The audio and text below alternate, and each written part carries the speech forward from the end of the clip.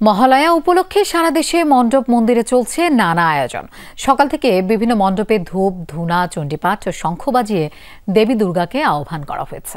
পুরুষেরা নদীতে তাদের মৃত পূর্বপুরুষের উদ্দেশ্যে তর্পণ প্রদান করেন। মূলত মহালয়ার দিন থেকে দুর্গাপূজার চূড়ান্ত প্রস্তুতি শুরু হয়ে যায়। या देवी सर्वभूतेषु निद्रारूपेण संस्थिता।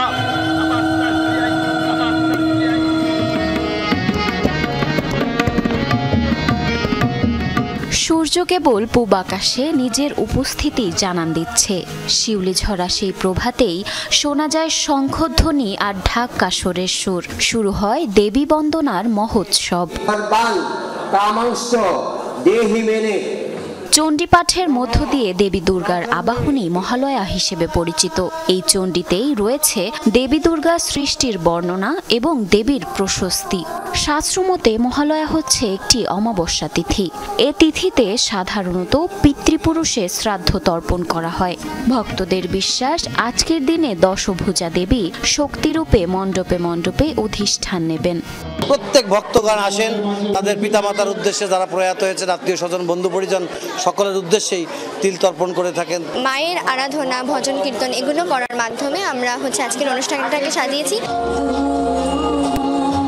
মহালয়া শুধু দেবী আবাহনের দিন নয়, এটি সনাতন ধর্মাবলম্বীদের কাছে নতুন শুভ সময়ের সূচনাও বটে। তাই এই উপলক্ষে সারা দেশের বিভিন্ন মন্দির ও পূজা মণ্ডপে ঘট স্থাপন ও বিশেষ পূজা অনুষ্ঠিত হয়। এই শুভ মুহূর্তটাকে তর্পণের মধ্যে দিয়ে, পিতৃপুরুষের কল্যাণের মধ্য দিয়ে এবং উৎসব মুখর পরিবেশে যাতে সবার মুখে হাসি ফুটুক। ঢাক ঢোলের মধ্য দিয়ে আমরা মাকে উলুধ্বনি, সংধ্বনির মধ্য দিয়ে আমরা মাকে বরণ করে নেই। মহালয়ার দিনে একটি বিশেষ মুহূর্তে দেবী দুর্গার চক্ষু আঁকা হয়। এটাকে দেবীর চক্ষুদান উৎসবও বলা হয়। এদিনে পরম ক্ষমতাশালী দেবী দুর্গা মহিষাসুরকে বধ করেছিলেন।